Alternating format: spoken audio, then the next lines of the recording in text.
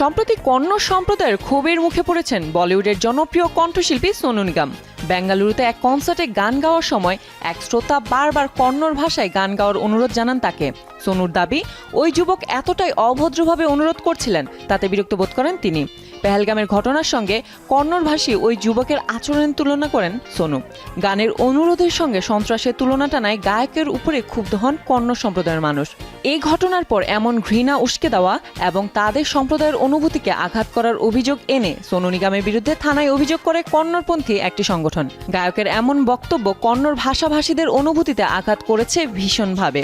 ঘৃণা ছড়িয়ে দিয়েছে কর্ণাটকের বিভিন্ন ভাষাগত সম্প্রদায়ের মধ্যে। এই কারণে সোশ্যাল মিডিয়াতে সোনুকে নিয়ে উঠেছে তুমুল বিতর্ক। তবে সোনু নিগম তার বিরুদ্ধে থানায় অভিযোগ দেওয়ার ব্যাপারে কোনো মন্তব্য করেননি এখনো।